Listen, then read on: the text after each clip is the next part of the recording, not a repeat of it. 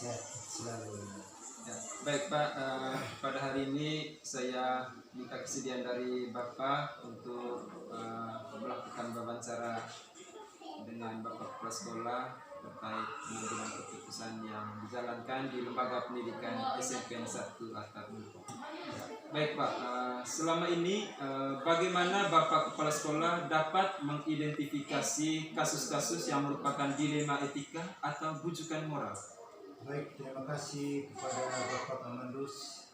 Pertama, luar biasa kepada Bapak Kamandus karena beliau merupakan guru penggerak di SMP 1 Atap Nungpong. Yang pertama tentang dilema. Dilema ini merupakan suatu pilihan ketika menghadapi situasi dan kondisi pada saat mengambil suatu keputusan. Seperti yang kita ketahui bersama bahwa pada saat ini anak-anak jauh dari rumah dan sekarang merupakan musim hujan. Ya, musim hujan. Dan selama musim hujan ini Bapak Kepala Sekolah memberitahu kepada siswa-siswi yang jauh, ketika musim hujan datang, maka siswa tidak wajib untuk masuk sekolah. Tidak wajib untuk masuk sekolah. Dan saya sudah buat kesepakatan dengan para guru bahwa terlebih pada balik-balik kelas, supaya ketika musim hujan itu anak-anak tidak boleh datang ke sekolah karena jauh. Ada yang dari Bololando, ada juga dari Ledu, karena kita tidak tahu bencana yang terjadi.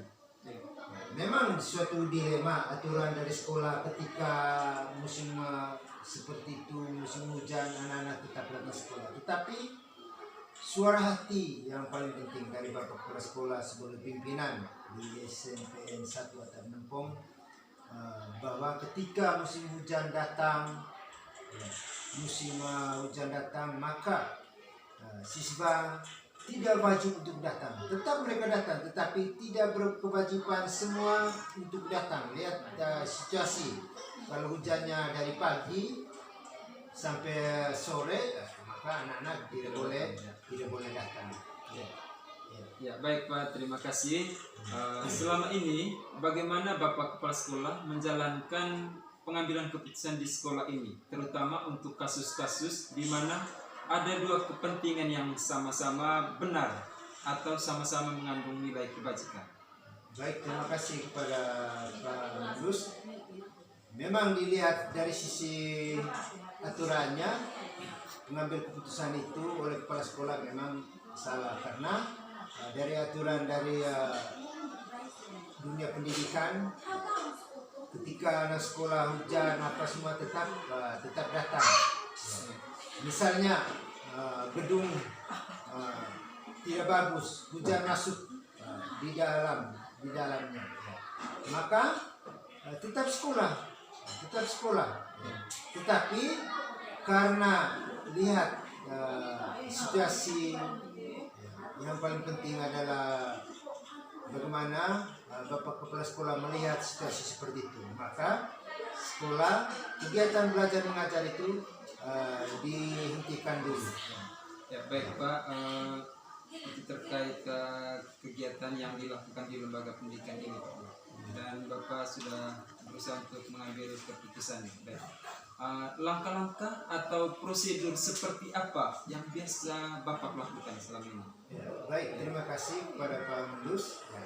Yang pertama, Bapak Kepala Sekolah ketika mengetahui bahwa musim hujan telah tiba, maka kami atau kita semua mengadakan rapat di kantor sekolah, terlebih kepada balik-balik kelas dan juga komite turut hadir juga untuk mengetahui bersama. Jangan sampai ada pro dan ada kontra. Nanti orang tua mengatakan, kenapa anak-anak tidak datang ke sekolah hari ini, tidak pergi ke sekolah. Karena itu tadi mengingat musim hujan. Beda dengan anak-anak yang samping sekolah rumahnya, mereka tetap datang. Tetapi kegiatan belajar mengajar pada hari itu tetap jalan. Tetapi saya memberikan pemahaman kepada guru-guru bahwa tetap memberikan les pada siswa yang hadir di sekolah pada saat itu, Pak. Ya. Ya, baik Pak, terima kasih atas responnya. Baik, hal-hal apa saja yang selama ini Bapak anggap efektif dalam pengambilan keputusan pada kasus-kasus dilema etika? Hal-hal yang dianggap efektif. Ya. Anak-anak yang paling efektif, ya. Anak-anak tetap datang ke sekolah untuk menerima pelajaran dari siswa-siswi. Ya. Kalaupun anak-anak datang, gurunya juga. Ya. Gurunya tetap datang. Jangan karena siswa tidak datang, guru juga tidak datang. Tidak boleh, ya, tidak boleh, Pak. Ya, tidak boleh. Jadi tetap datang gurunya. Tidak ada lagi yang istilahnya tunggu ada jam baru datang, tidak. Ya. Tetap datang ke sekolah. Karena kita hadir karena ada peserta didik di sekolah. Ya. Karena ada peserta didik seperti itu. Itu khusus musim hujan. Ya, untuk musim hujan. Atau juga ada kasus-kasus lain. Kasus-kasus lain. Misalnya tadi pagi saya lihat anak-anak celananya sudah dipotong sendiri pakai gunting. Ya, seperti itu. Padahal tidak boleh seperti itu. Tetapi karena hati saya sebuah dilema yang terjadi, saya mengatakan bahwa besok kamu harus pakai celana yang baru. Tidak boleh seperti itu. Apalagi kamu kelas 9. Memberikan contoh yang baik pada adik-adik kamu kelas 7 dan 8 seperti itu.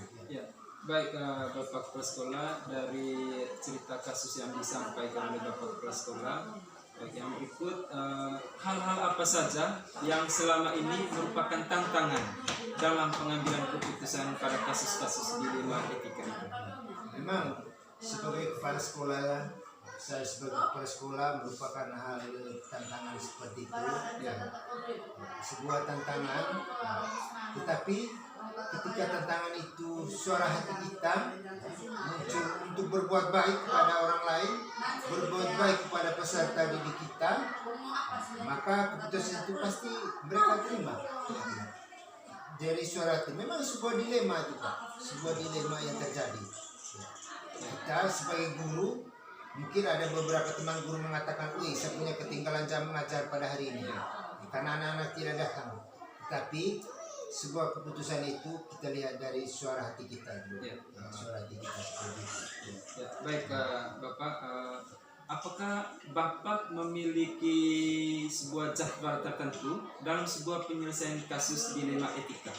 Apakah Bapak langsung menyelesaikan di tempat atau memiliki sebuah jadwal untuk menyelesaikannya? Bentuk atau prosedur seperti apa yang Bapak jalankan?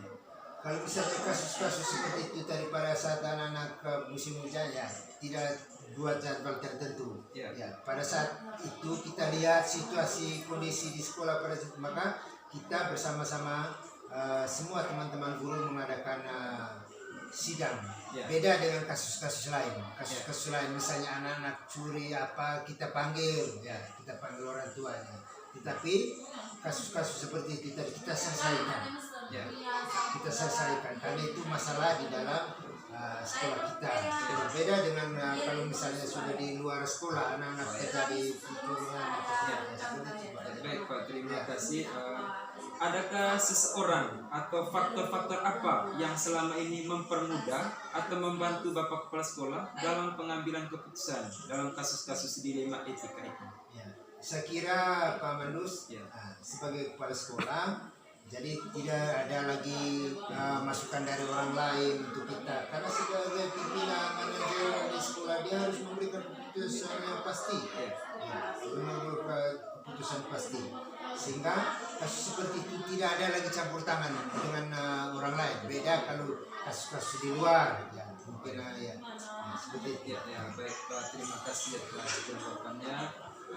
Dari semua hal yang telah disampaikan oleh Bapak Kepala Sekolah, pembelajaran apa yang dapat Bapak petik dari pengalaman Bapak mengambil keputusan dilema etika? Baik, terima kasih kepada Pak Mandus. Ketika Bapak pimpinan mengambil keputusan seperti itu, utamakan adalah hati nurani kita kepada siswa-siswi. kita jangan pisahkan ini anak yang kurang mampu. Semuanya siswa anak-anak kita di sini. Mereka hadir, kita hadir di sini karena mereka. Oleh karena itu saya memberikan saran kepada Bapak Mandus ketika nanti Bapak Mandus menjadi pimpinan di salah satu lembaga utamakan seperti itu. Misalnya anak-anak yang tidak lancar bayar SPP, jangan ketika mereka tidak bayar SPP keluar mereka untuk tidak ikut ujian, tidak boleh. Semua kita anak Indonesia semua wajib memperoleh pendidikan di sebesar Ya, baik Bapak Kepala Sekolah, ya terima kasih banyak atas waktunya untuk saya hari ini yang sudah mewawancarai terkait kasus-kasus dilema etika yang terjadi di SMP 1 Atap. Baik, demikian saja sesi wawancara yang kami lakukan untuk hari ini bersama Bapak Kepala Sekolah SMP 1 Atap Lampung. Sampai bertemu kembali di sesi wawancara berikutnya. Terima kasih.